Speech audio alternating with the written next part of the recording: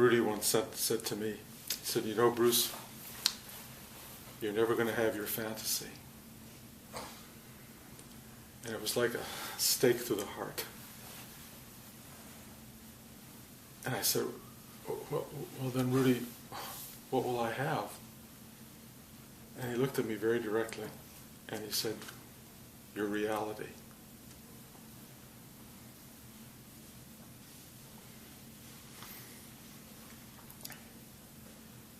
That's a very wonderful and difficult thing to hear. Because almost everybody has a fantasy that they're living for, especially here in Hollywood.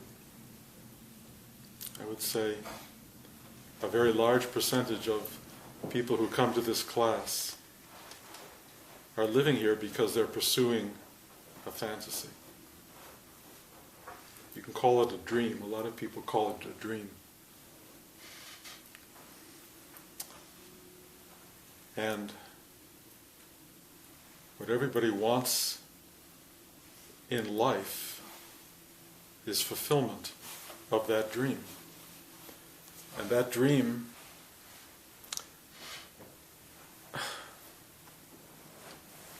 is kind of what we live for. And every one of you, when I talk about this, has your own picture of what that might be. And for me to tell you that you're not going to have it is pretty much devastating. The idea of having your reality mostly feels like yuck. I'm going to have all of this difficulty and suffering and struggle and drama. But I tell you, actually, that's more part of your dream.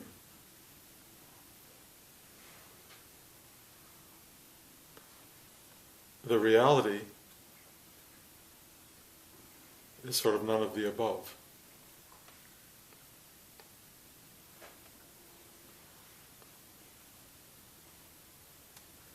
Let me put it this way.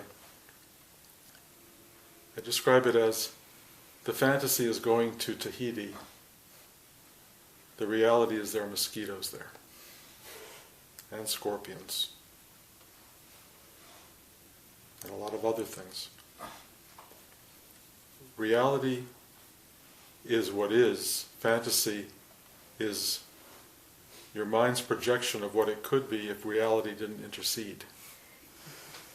And it's very frustrating that reality keeps creeping into the picture.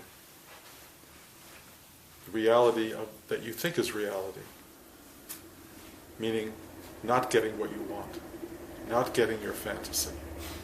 That's reality. Well, guys, it's not reality.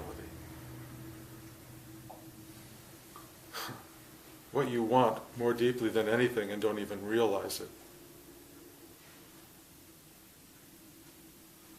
is the truth of who you are. And when that dawns on you,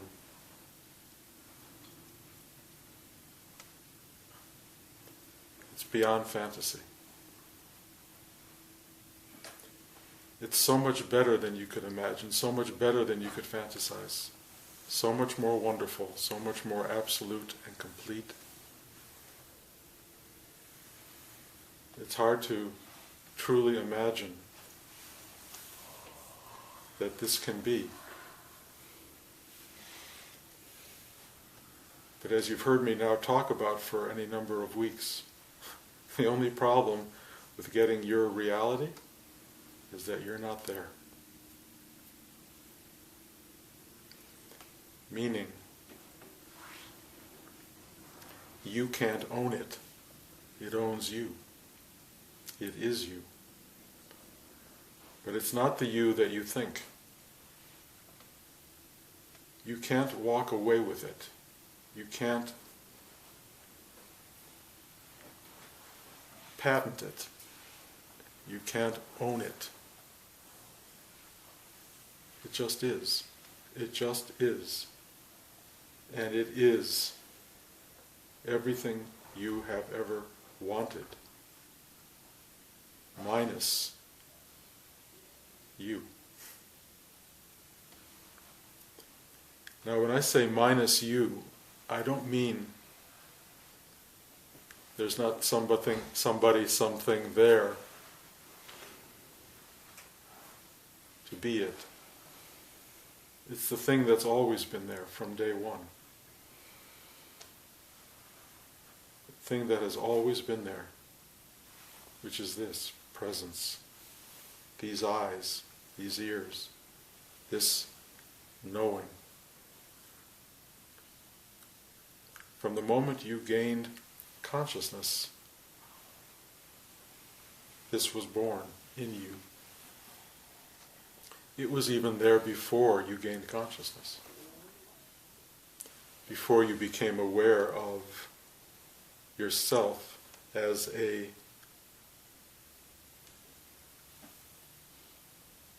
living thing.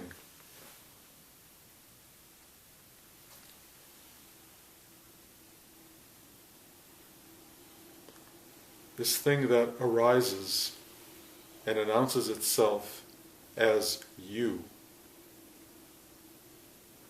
is like a little wave cresting out of the ocean. And it goes, oh, look at me. And it sees the sun, it sees the stars, it sees everything around it, and it goes, oh, it's beautiful. And then this wave, as it becomes aware of itself, starts to get very anxious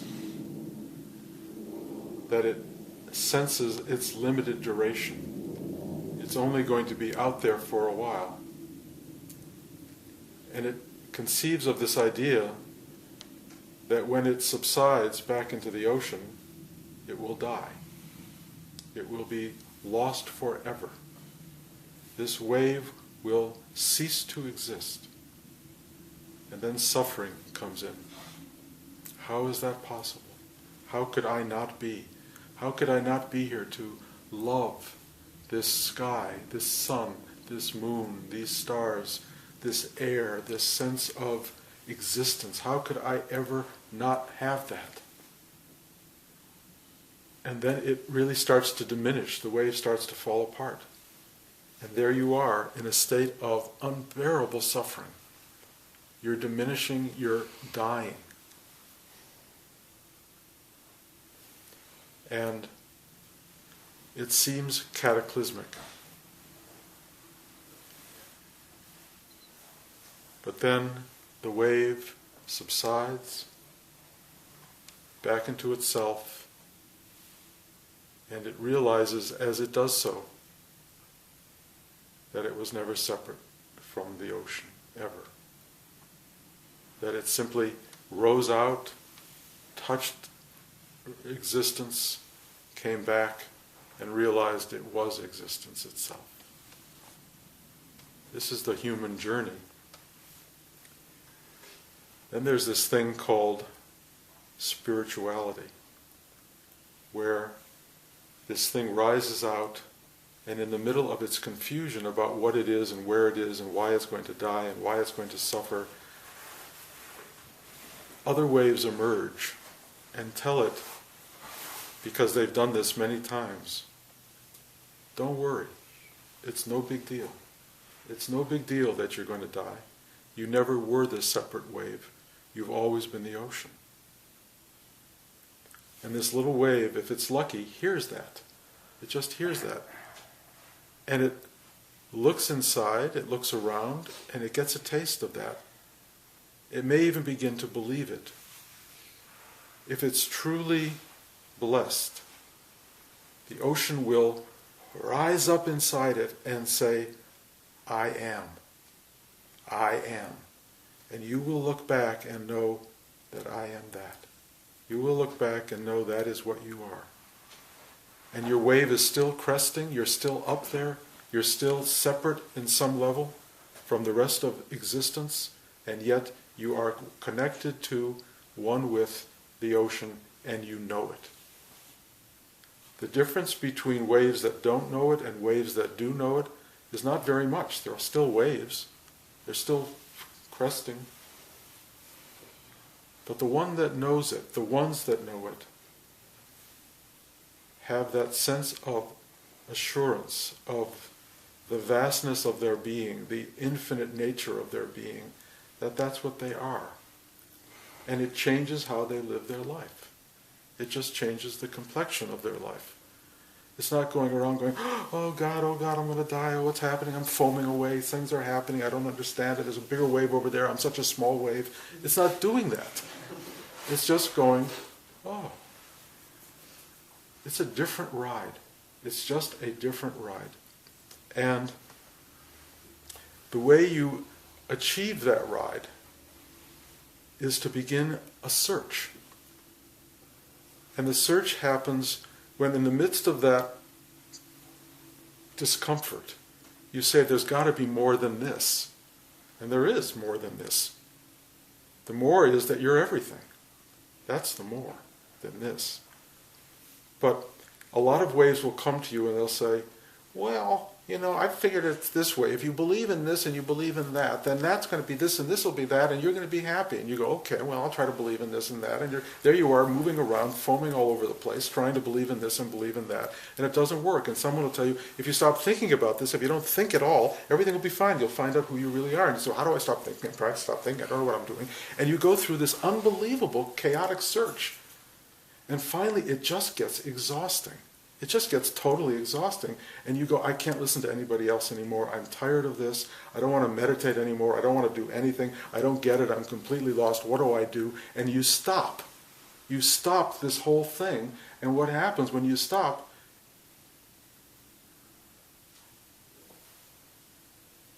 You look down.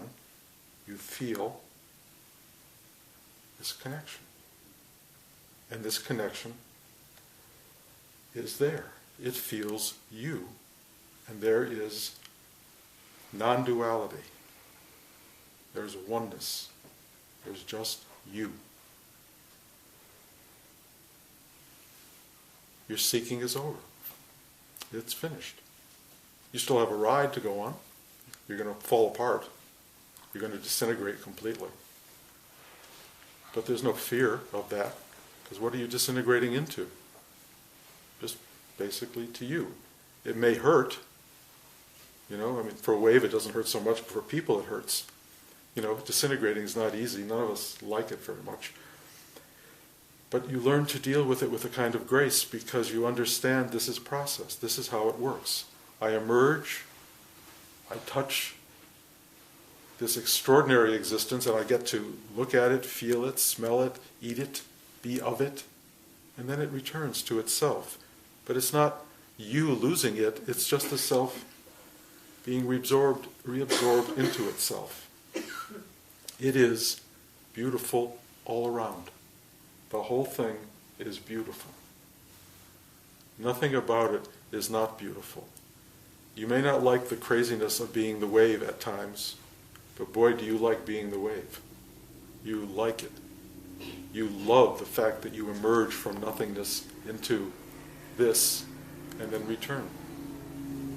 You will come again and again and again in different forms, or you may not. I don't know how that works. The ocean seems to create waves. Each wave seems to be somewhat unconscious along the way, but I suspect there are waves that aren't unconscious. I suspect there are waves, they're called avatars, that rise up because they want to be. They want to be in this. And they come up and they go, yes. And they live a life of yes. And then they gently and graciously return. And sometimes those waves that rise up like that are able to be of help and guidance to the lesser waves that still haven't figured it out. And they're teachers. They're bodhisattvas. They're the ones who help us through the journey. Well, each of us is in the middle of our journey. Every one of us. And each of us is seeking for the dream, the fantasy, So try to imagine you're this little wave. It's kind of creeped up out of nothing, and all it wants to be is a director. It's pretty universal out here. I want to be a director. You don't want to be a writer, you don't want to be an actor, you want to be in charge of the whole thing. And one of two things happens. The universe doesn't give it to you, which causes enormous suffering, or it does give it to you, which causes enormous suffering. In different ways and different terms, but believe me, it's all suffering. Some people here know that. The suffering is different. One is the suffering of not getting, one is the suffering of getting. And the reason they're both suffering is that they are both impermanent. They both involve mosquitoes and hornets and all of the other things that go along with getting what you want. And they're really problematic because they are very, very temporary. If you can imagine your life as just this quick rising into being and then falling away, you would get a sense of how absurd it is to have arisen into the foamy space of a wave and saying, I am the most important wave in the universe, certainly on the planet. I am the most important director. I am king of the universe, or whatever you think you are. You know, yes, maybe for that 1/10 of a second, you have achieved that, but it ain't going to last. And it's not going to last because, as we all know, you're going to go back into yourself. Those of you who have learned to open to what is, simply understand that there is no predictability to the wave action. You are what you are in the moment. Whatever that is, enjoy it. That wave may get into a tsunami. That wave may be just a tiny little blip. It doesn't matter what it is. You're there. You're it. Owning it, possessing it, never wanting it to go away is going to be very problematic. Because when it subsides, you're either going to go, oh, finally, back to myself. Or you're going to go, no, I can't. You know, I'm too famous, I'm too terrible. I'm whatever you think you are, this crazy human nature that defines us in some way as separate from the ocean, that thing is terrified of letting go. And the value of having a teacher, having someone sit in front of you and say to you, it's okay. You're going to be fine. You are fine. Even as you are in this very moment. You are fine. You are okay. As long as that voice gets through and calms you down, you will find that your fantasies can fall away with no problem. You can let go of all your fantasy because you realize it's not the source of happiness. It will bring you nothing but a momentary something. It's fine to have, it's fine to pursue, but just put it in perspective. It's a momentary thing. It's all fine, but not getting it and getting it are equal in many ways. Because ultimately, whatever that is, it's all of the same substance. Knowing that is very important. The reality that you will end up with in your life is the reality I'm talking about now, which is the wave action is temporary, it recedes, you return to yourself. That's reality. When you return to yourself, whether it's at the very end of your life or whether it's right this moment, you will feel complete and whole and grateful. Everything you ever wanted is in that return. Nothing you want is in the foam. That's just a temporary expression of it. Temporary. This is real. This is your reality. This is your fantasy, and it transcends both. It's what you have been looking for in every action of your life. It's what you're looking for as you sit here now, and it's what's sitting in front of you, and it's what's sitting inside you. Some of you are dialoguing about this in your head as I speak. Yeah, but, go ahead. You can butt till the day you die, you probably will. But that's not going to get you what you're looking for. There are no buts in this.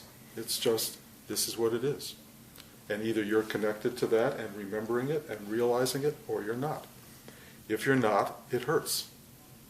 If you remember, it doesn't hurt. Or if it does hurt, it doesn't matter that it hurts. It's just what it is.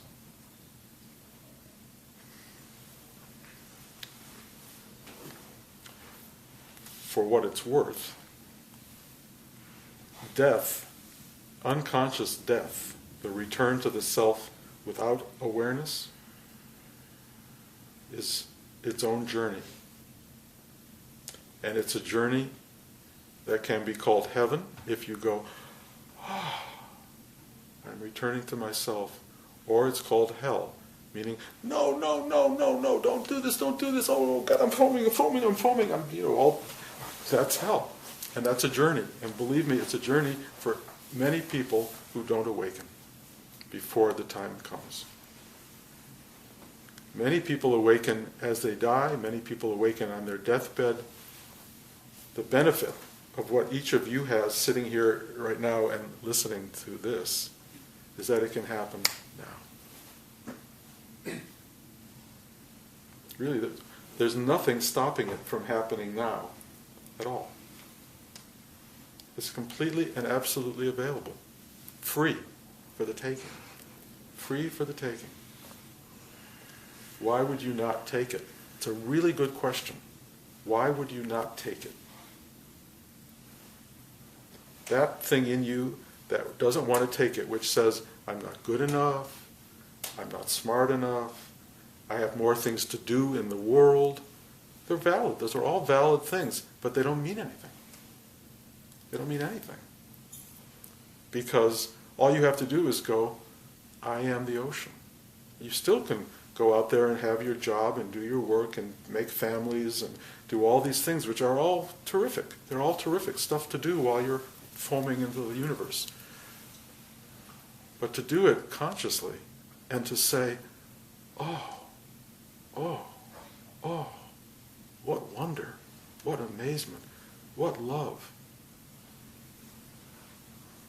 You know, Andrew looks at his daughter every morning and just, I can feel what he does. The love is unbelievable. Where do you think that love comes from, guys? The ocean of love. You love your daughter, you love your child, you love your parent, you love another person. That love is not from the foam. That love's from the ocean. The ocean is love. It rises up. Why don't you want to live like that? Why would you like to live, they don't love me, I don't love them, it's terrible, work sucks, everything is awful, life's no good. Why do you want to live like that? Truly, understand this. It's a choice. You choose to live as a miserable human being. It's a stupid choice, but it's a choice.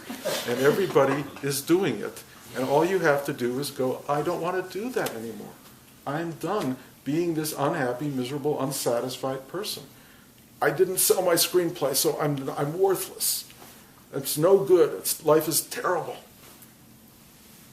Do you think the ocean cares? Do you think it cares? Do you think it's changed at all because you didn't sell your screenplay? No. It doesn't care. They say God doesn't love me because all these horrible things are happening. God loves you every instant of those horrible things happening. You just don't love yourself or God. And horrible things happen. Yes, the planet is full of awful conflagration. It's, you look at some of those waves that, they're breaking all over the place. They're dramatic. Not necessarily a fun wave to be, but it wants to be. Why does it want to be? Because the ocean wants to know what it's like when it's a tsunami, and the ocean wants to know what it's like when it's a little ripple. It wants to know itself. You are it knowing itself. Be yourself. Be the wave. Be who you are, and love this journey. It is real. And it is what you're doing here, and God bless you for being on the ride. Any questions?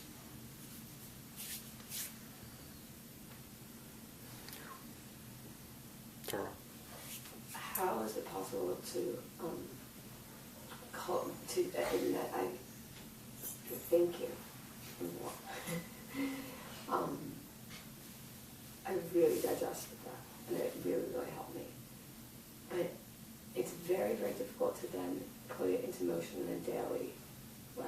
What do you suggest of how to have that resonate on a very, because I mean, you can read something in a book or you can hear this and it's so real and it feels so real, and then you go back into daily life and you go back into... Well, that's the question, for everybody, is how do I keep this afloat? Anybody sitting in this class has, I think, at least 4 seconds of true nothingness, of true wave-like oceanic being. You have it. And then you want to own it or take it with you, and you can't take it. Why can't you take it? Because it's not transportable, because it's all there is. And you, for a moment, are in touch with all there is, and then you become this little stupid thing again that wants to own it and touch it and sell it and bottle it and do all of these crazy things with it. But all of that is ridiculous. It's absolutely a waste of time. What do you do? Well, all I can tell you is what I've done over the course of the last 45 years is I sat every day for 30 minutes in the morning and in the night before I went to bed, and I meditated. What does that mean, to meditate? It means that you sit quietly and you try to find that space of what Rudy called nothingness, which is really everythingness. But you just sit and you practice. And you practice and you practice, and some days you practice and it's impossible because your mind is going 1,000,000 miles a minute, but for some reason you brought yourself into a place at least to watch your mind going crazy. And then some days you sit down and what happens is, and you don't want to get up. You don't want to go back into what you call real life. But real life is no different than this. It's just that you shut down that and go into the little robotic ego self that's got to function in the world. Once you awaken to this permanently, you still have that little thing going on, that little ego self. But what's interesting is the dynamic shifts completely. In the beginning, you sit every day for half an hour and you get 4 seconds of total clarity. When you get to where I have arrived, you get total clarity and 4 seconds of this little mind going like that. It's a complete transition. You shift into that which is momentary in your original sitting into that as a permanent state. And the mind, ego, self arises when it needs to. And it doesn't need to arise as often as you think. For you and for most everybody else, it's called habitual. It just comes back and takes over. Somewhere in the middle, there's going to be a real battle. There's a real battle between, I'm not going to let that happen, and it happening. At some point, you have to do a confrontation with this stupidity in yourself and say, no more, no more. The deeper, wider ocean of yourself has to come through and start to announce itself more strongly than the ego self. And when you're at that 50-50 point, it's really complicated. Because you're going to have these days of glorious truth and these days of absolute darkness. It's called dark night of the soul. It's really painful, really hard. And people go through it. Some people go through it a lot. And it's hard. And then at one point there's a... and it's over. And that's called awakening. It finally breaks through to you that you're not that thing. You're not that stupid little voice that makes you miserable.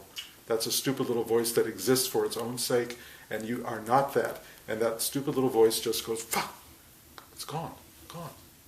And then you go, and then you're either completely liberated or you sit on a park bench for a number of years and go, where'd it go? You don't even care, but it's like shocking to suddenly not be the center of your own universe, to suddenly being the ocean instead of this little tiny thing that thinks it runs the show. So it's practice. It's sitting every day. It's being rigorous. It's being earnest. It's being committed. It's all of that to this process that puts you in motion to allow this to take place. It's not necessarily easy. It can be easy, But for most people, it's like they want two things at the same time, to be there at the same sort of way. I want to be the whole ocean and the wave, but I want the wave to be as big as the ocean. Can't be. Isn't true. And you have to go through that process until you finally go, I surrender. I surrender my ego self, my mind, unto thy hands I deliver my spirit. You let go. And that's what it is. And you do it all day long, every day, until it takes over. That's all I can tell you. It's not going to just happen. You have to be really... it's not just coming here on Sunday morning. This has got to go on all day if you really want it to happen.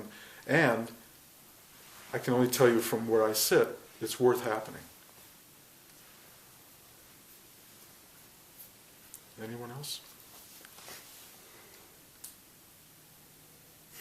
Okey-doke. Thank you all very much. Bye.